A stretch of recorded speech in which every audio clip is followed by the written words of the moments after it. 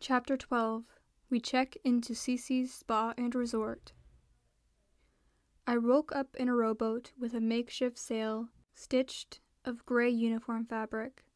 Annabeth sat next to me, tacking into the wind. I tried to sit up and immediately felt woozy. "Rest," she said. "You're going to need it." "Tyson..." She shook her head. "Percy, I'm really sorry." We were silent while the wave tossed us up and down. "He may have survived," she said half-heartedly. "I mean, fire can't kill him." I nodded, but I had no reason to feel hopeful. I'd seen that explosion rip through solid iron. If Tyson had been down in the boiler room, there was no way he could have lived. He'd given his life for us, and all I could think about were the times I'd felt embarrassed by him and had denied that the two of us were related. Waves lapped at the boat. Annabeth showed me some things she'd salvaged from the wreckage. Hermes' thermos, now empty, a Ziploc bag full of ambrosia, a couple of sailors' shirts, and a bottle of Dr. Pepper. She'd fished me out of the water and found my knapsack, bitten in half by Scylla's teeth. Most of my stuff had floated away, but I still had Hermes' bottle of multivitamins. And of course, I had Riptide. The ballpoint pen always appeared back in my pocket no matter where I lost it. We sailed for hours. Now that we were in the Sea of Monsters, the water glittered a more brilliant green, like hydra acid. The wind smelled fresh and salty, but it carried a strange metallic scent, too, as if a thunderstorm were coming, or something even more dangerous. I knew what direction we needed to go. I knew we were exactly 113 nautical miles west by northwest of our destination. But that didn't make me feel any less lost.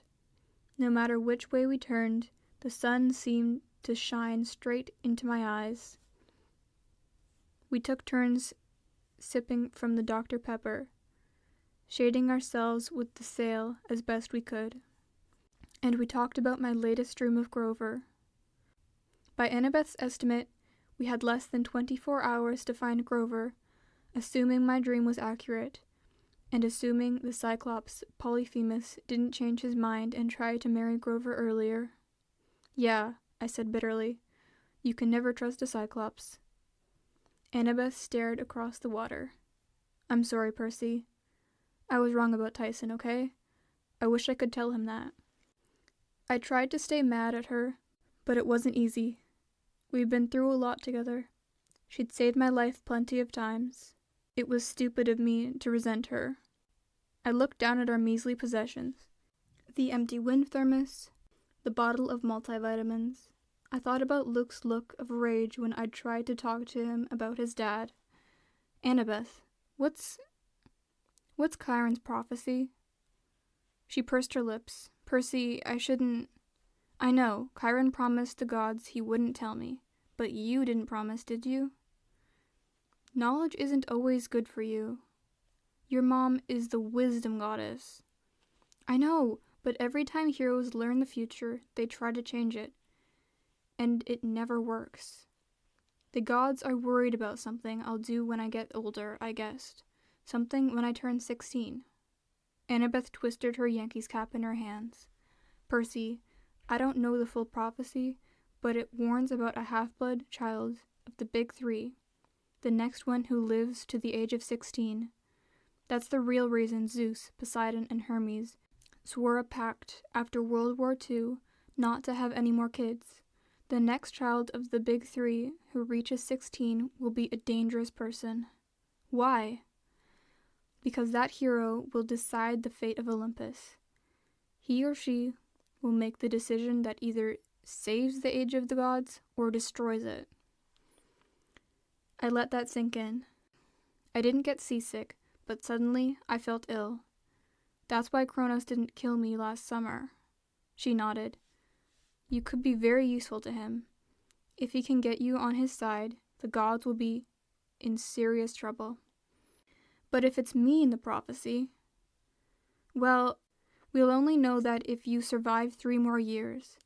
That can be a long time for a half-blood. When Chiron first learned about Thalia, he assumed she was the one in the prophecy. That's why he was so desperate to get her safely to camp. Then she went down fighting and turned into a pine tree, and none of us knew what to think. Until you came along. On our port side, a spiky green dorsal fin about 15 feet long curled out of the water and disappeared. This kid in the prophecy, he or she couldn't be like a cyclops, I asked. The big 3 have lots of monster children. Annabeth shook her head. The oracle said half-blood. That always means half human, half god. There's really nobody alive who it could be except you. Then why do the gods even let me live? It would be safer to kill me. You're right. Thanks a lot. Percy, I don't know. I guess some of the gods would like to kill you, but they're probably afraid of offending Poseidon. Other gods, maybe they're still watching you, trying to decide what kind of hero you're going to be. You could be a weapon for their survival after all. The real question is, what will you do in 3 years? What decision will you make? Did the prophecy give any hints? Annabeth hesitated. Maybe she would have told me more. But just then, a seagull swooped down from nowhere and landed on our makeshift mast. Annabeth looked stunned as the bird dropped a small cluster of leaves into her lap. Land, she said. There's land nearby. I sat up. Sure enough, there was a line of blue and brown in the distance. Another minute, and I could make out an island with a small mountain in the center, a dazzling white column of buildings, a beach dotted with palm trees, and a harbor filled with a strange assortment of boats. The current was pulling our rowboat towards what looked like a tropical paradise. Welcome, said the lady with the clipboard. She looked like a flight attendant. Blue business suit, perfect makeup, hair pulled back in a ponytail. She shook our hands as we stepped onto the dock. With the dazzling smile she gave us, you would have thought we'd just gotten off the Princess Andromeda rather than a banged-up rowboat. Then again, our rowboat wasn't the weirdest ship in the port. Along with a bunch of pleasure yachts, there was a U.S. Navy submarine, several dugout canoes, and an old-fashioned 3-masted sailing ship. There was a helipad with a Channel 5 Fort Lauderdale helicopter on it, and a short runway with a Learjet and a propeller plane that looked like a World War II fighter. Maybe they were replicas for tourists to look at or something. Is this your first time with us? The clipboard lady inquired. Annabeth and I exchanged looks. Annabeth said, first time at spa, the lady said as she wrote on her clipboard. Let's see. She looked us up and down critically. An herbal wrap to start for the young lady, and of course, a complete makeover for the young gentleman. A what? I asked. She was too busy jotting down notes to answer. Right, she said with a breezy smile. Well, I'm sure Cece will want to speak with you personally before the luau. Come, please. Now here's the thing. Annabeth and I were used to traps, and usually those traps looked good at first. So I expected the clipboard lady to turn into a snake or a demon, or something, any minute. But on the other hand, we'd been floating on a rowboat for most of the day. I was hot, tired, and hungry, and when this lady mentioned a luau, my stomach sat up on its hind legs and begged like a dog. I guess it couldn't hurt, Annabeth muttered. Of course it could, but we followed the lady anyway. I kept my hands in my pockets, where I'd stashed my only magic defenses, Hermes' multivitamins and Riptide. But the further we wandered into the resort, the more I forgot about them. The place was amazing. There was white marble and blue water everywhere I looked. Terraces climbed up the side of the mountain. with swimming pools in every level, connected by water slides and waterfalls and underwater tubes you could swim through. Fountains sprayed water into the air, forming impossible shapes, like flying eagles and galloping horses. Tyson loved horses, and I knew he'd love those fountains. I almost turned around to see the expression on his face before I remembered. Tyson was gone. "You okay?" Annabeth asked me. "You look pale." "I'm okay," I lied. Just keep walking." We passed all kinds of tame animals. A sea turtle napped in a stack of beach towels. A leopard stretched out asleep on the diving board. The resort guests, only young women as far as I could see, lounged in deck chairs, drinking fruit smoothies or reading magazines, while herbal gunk dried on their faces and manicurists in white uniforms did their nails. As we headed up a staircase towards what looked like the main building, I heard a woman singing. Her voice drifted through the air like a lullaby. Her words were in some language other than ancient Greek, but just as old. Minoan, maybe, or something like that. I could understand what she sang about. Moonlight in the olive groves, the colors of the sunrise, and magic. Something about magic. Her voice seemed to lift me off the steps and carry me toward her. We came into a big room where the whole front wall was windows. The back wall was covered in mirrors, so the room seemed to go on forever. There was a bunch of expensive-looking white furniture, and on a table in the corner was a large wire pet cage. The cage seemed out of place, but I didn't think about it too much, because just then I saw the lady who'd been singing, and whoa. She sat at a loom the size of a big screen TV, her hands weaving colored thread back and forth with amazing skill. The tapestry shimmered like it was three-dimensional. A waterfall scene so real I could see the water moving and clouds drifting across the fabric sky. Annabeth caught her breath. "It's beautiful." The woman turned. She was even prettier than her fabric. Her long, dark hair was braided with threads of gold. She had piercing green eyes, and she wore a silky black dress with shapes that seemed to move in the fabric. Animal shadows, black upon black, like a deer running through a forest at night. "You appreciate weaving, my dear?" the woman asked. "Oh yes, ma'am," Annabeth said. "My mother is—" She stopped herself. "You couldn't just go around announcing that your mom was Athena, the goddess who invented the loom. Most people would lock you in a rubber room." Our hostess just smiled. "You have good taste, my dear. I'm so glad you're here. My name is Cece." The animals in the corner cage started squeaking. They must have been guinea pigs, from the sound of them. We introduced ourselves to Cece. She looked me over with a twinge of disapproval, as if I'd failed some kind of test. Immediately, I felt bad. For some reason, I really wanted to please this lady. "Oh dear," she sighed. "You do need my help." "Ma'am?" I asked. Cece called to the lady in the hostess suit.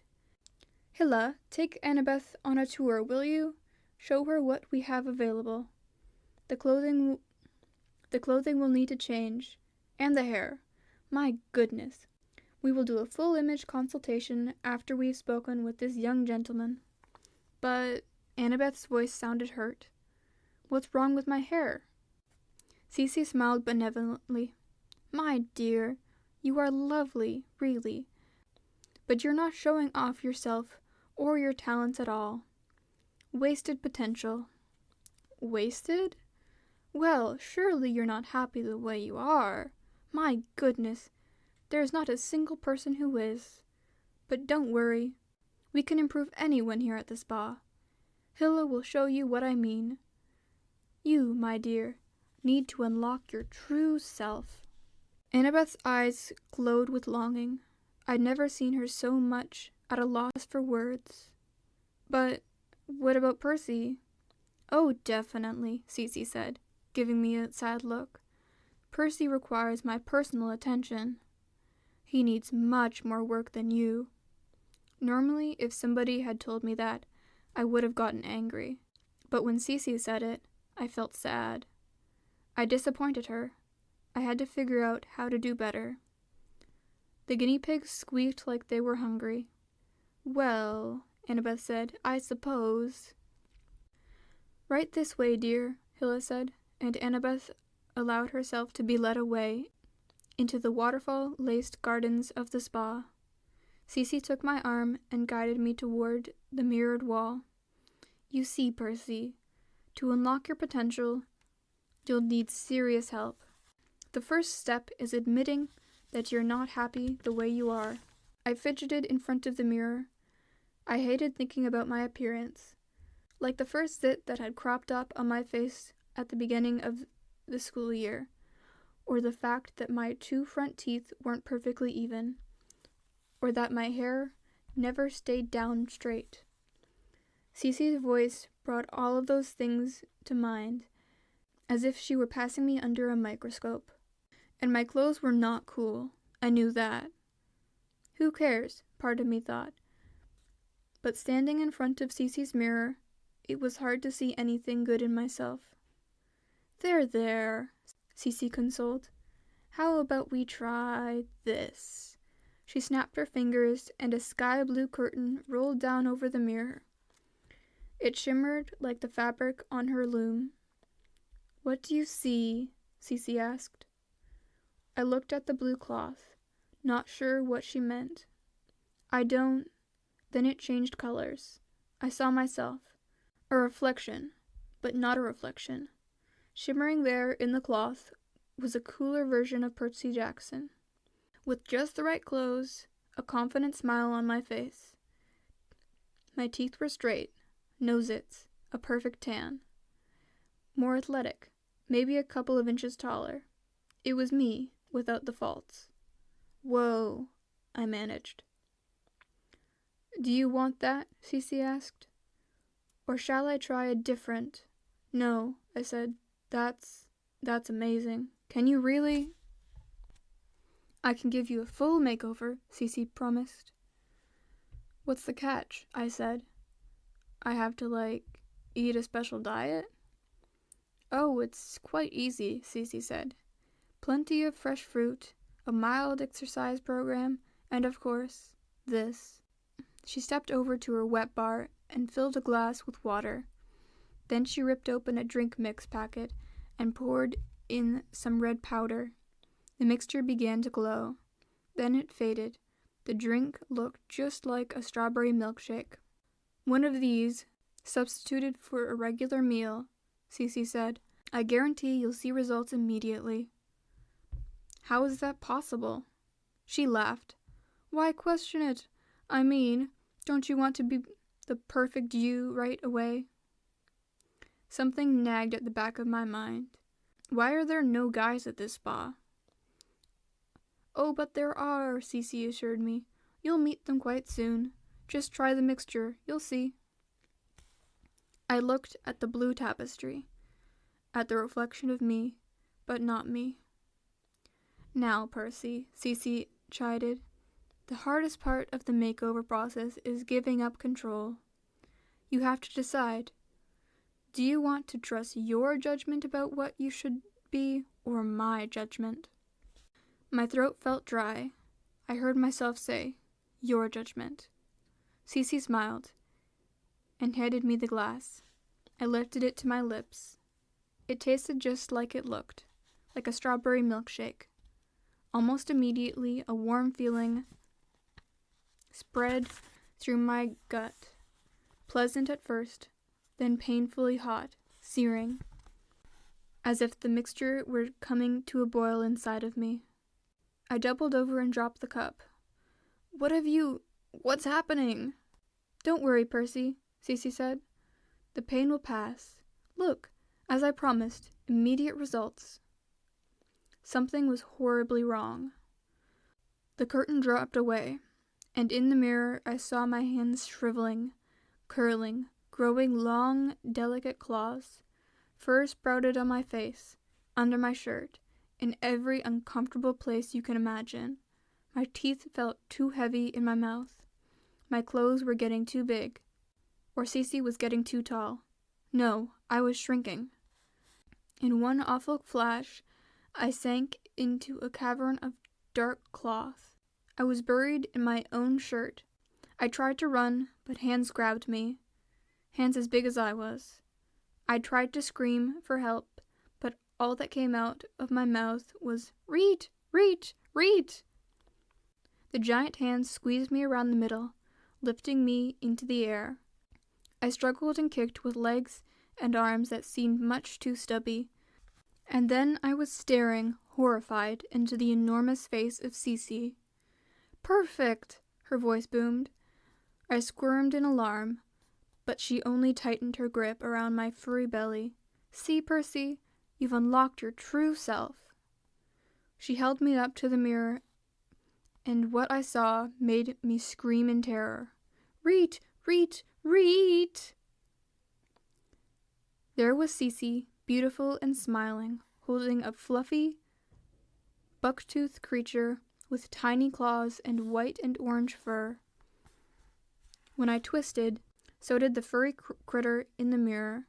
I was a guinea pig, Cece said. "Lovely, aren't you?" "Men are pigs, Percy Jackson. I used to turn them into real pigs, but they were too smelly and large and difficult to keep. Not much different than they were before, really. Guinea pigs are much more convenient. Now come, and meet the other men." "Reet!" I protested, trying to scratch her, but Cece squeezed me so tight I almost blacked out. "None of that, little one," she scolded, "or I'll feed you to the owls. Go into the cage like a good little pet.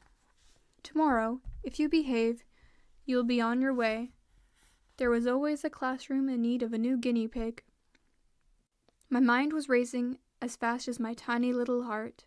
I needed to get back to my clothes, which were lying in a heap on the floor. If I could do that, I could get Riptide out of my pocket and what? I couldn't uncap the pen. Even if I did, I couldn't hold the sword. I squirmed helplessly as Cece brought me over to the guinea pig cage and opened the wire door. "Meet my discipline problems, Percy," she warned. "They'll never make good classroom pets, but they might teach you some manners. Most of them have been in this cage for 300 years. If you don't want to stay with them permanently, I'll suggest you—" Annabeth's voice called, "Miss Cece?" Cece cursed in ancient Greek. She plopped me into the cage and closed the door. I squealed and clawed at the bars, but it was no good. I watched as Cece hurriedly kicked my clothes under the loom just as Annabeth came in. I almost didn't recognize her. She was wearing a sleeveless silk dress like Cece's, only white. Her blonde hair was newly washed and combed and braided with gold. Worst of all, she was wearing makeup, which I never thought Annabeth would be caught dead in. I mean, she looked good, really good. I probably would have been tongue-tied if I could have said anything except "reet, reet, reet." But there was also something totally wrong about it. It just wasn't Annabeth. She looked around the room and frowned. "Where's Percy?" I squealed up a storm, but she didn't seem to hear me. Cece smiled. "He's having one of our treatments, my dear. Not to worry, you look wonderful. What did you think of your tour?" Annabeth's eyes brightened. "Your library is amazing." "Yes, indeed," Cece said. "The best knowledge of the past 3 millennia. Anything you want to study, anything you want to be, my dear. An architect?" "Pah!" Cece said. "You, my dear, have the makings of a sorceress, like me."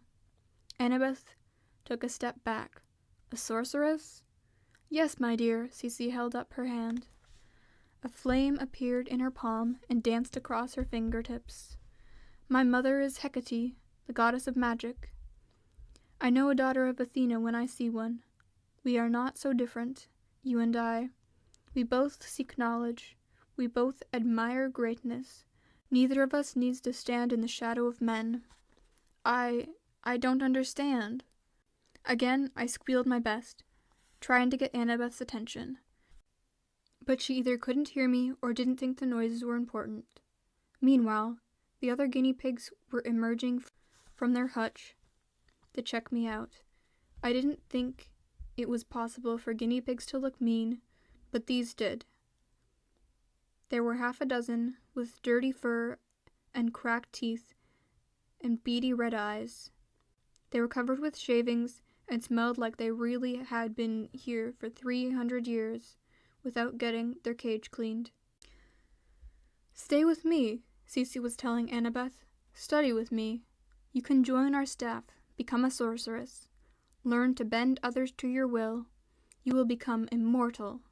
But you are too intelligent, my dear," Cece said. "You know better than to trust that silly camp of heroes. How many great female half-blood heroes can you name? Atlanta, Amelia Earhart." "Bah! Men get all the glory." Cece closed her fist and extinguished the magic flame. "The only way to power for woman is sorcery. Medea, Calypso. Now there were powerful women.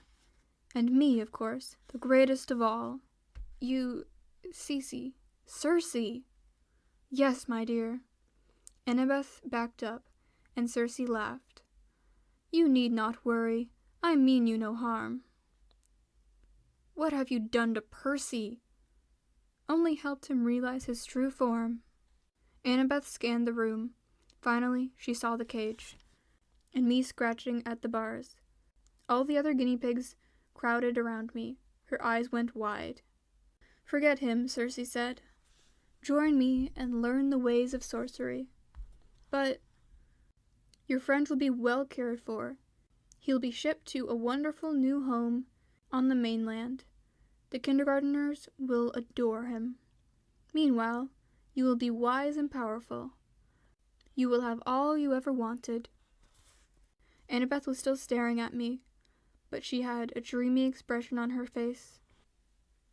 She looked the same way I had when Circe enchanted me into drinking the guinea pig milkshake. I squealed and scratched, trying to warn her to snap out of it, but I was absolutely powerless. "Let me think about it," Annabeth muttered. "Just give me a minute alone to say goodbye." "Of course, my dear," Circe cooed.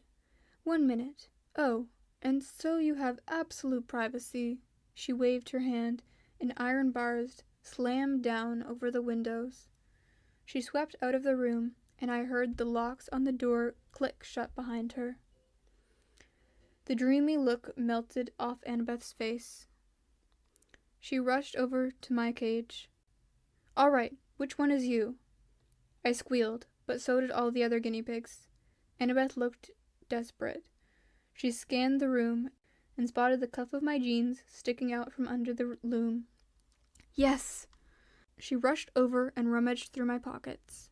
But instead of bringing out Riptide, she found the bottle of Hermes' multivitamins and started struggling with the cap. I wanted to scream at her that this wasn't the time for taking supplements. She had to draw the sword. She popped a lemon chewable in her mouth just as the door flew open and Circe came back in, flanked by 2 of her business-suited attendants. "Well," Circe sighed, "how fast a minute passes. What is your answer, my dear?" "This," Annabeth said, and she drew her bronze knife. The sorceress stepped back, but her surprise quickly passed. She sneered. "Really, little girl, a knife against my magic? Is that wise?" Circe looked back at her attendants, who smiled. They raised their hands as if preparing to cast a spell. "Run!" I wanted to tell Annabeth, but all I could make were rodent noises. The other guinea pigs squealed in terror and scurried around the cage. I had the urge to panic and hide too, but I had to think of something. I couldn't stand to lose Annabeth the way I'd lost Tyson. What will Annabeth's makeover be? Cersei mused. Something small and ill-tempered. I know, a shrew. Blue fire coiled from her fingers, curling like serpents around Annabeth. I watched, horror-struck, but nothing happened. Annabeth was still Annabeth, only angrier. She leaped forward and stuck the point of her knife against Cersei's neck. How about turning me into a panther instead? One that has her claws at your throat. How? Cersei yelped. Annabeth held up my bottle of vitamins for the sorceress to see. Cersei howled in frustration. Curse Hermes and his multivitamins! Those are such a fad. They do nothing for you. Turn Percy back into a human or else, Annabeth said. I can't. Then you asked for it. Cersei's attendants stepped forward, but their mistress said, Get back. She's immune to magic until that cursed vitamin wears off. Annabeth dragged Cersei over to the guinea pig cage, knocked the top off, and poured the rest of the vitamins inside. No! Cersei screamed. I was the first to get a vitamin, but all the other guinea pigs scuttled out too, and checked out this new food. The first nibble, and I felt all fiery inside. I gnawed at the vitamin until it stopped looking so huge, and the cage got smaller, and then suddenly, bang! The cage exploded. I was sitting on the floor, human again, somehow back in my regular clothes. Thank the gods, with 6 other guys who all looked disoriented, blinking and shaking wood shavings out of their hair. No! Cersei screamed. You don't understand! Those are the worst! One of the men stood up, a huge guy with a long, tangled, pitch-black beard and teeth the same color. He wore mismatched clothes of wool and leather, knee-length boots, and a floppy felt hat. The other men were dressed more simply, in breeches and stained white shirts. All of them were barefoot. Arrgh! Bellowed the big man. What's the witch done to me? No! Cersei moaned. Annabeth gasped. I recognize you. Edward Teach, son of Ares. Aye, lass, the big man growled. They'll most call me Blackbeard. And there's the sorceress what captured us, lads. Run her through, and then I mean to find me a big bowl of celery. Arrgh! Cersei screamed, and she and her attendants ran from the room, chased by the pirates. Annabeth sheathed her knife and glared at me. Thanks, I faltered. I'm really sorry. Before I could figure out how to apologize for being such an idiot, she tackled me with a hug, then pulled away just as quickly. I'm glad you're not a guinea pig. Me too. I hoped my face wasn't as red as it felt. She undid the golden braids in her hair. Come on, seaweed brain, she said. We have to get away while Cersei's distracted. We ran down the hillside, through the terraces, past screaming sea workers and pirates ransacking the resort. Blackbeard's men broke the tiki torches for the luau, threw herbal wraps into the swimming pool, and kicked over tables of sauna towels. I almost felt bad letting the unruly pirates out, but I guessed they deserved something more entertaining than the exercise wheel after being cooped up in a cage for 3 centuries.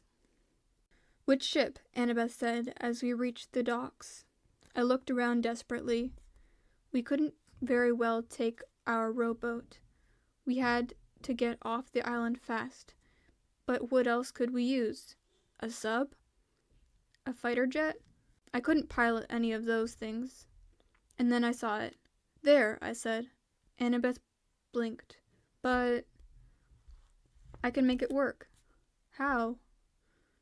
I couldn't explain, but somehow, knew an old sailing vessel was the best bet for me.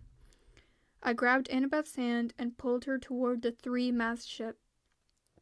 Painted on its prow was the name that I would only decipher later. Queen Anne's Revenge. "Arr!" Blackbeard yelled somewhere behind us.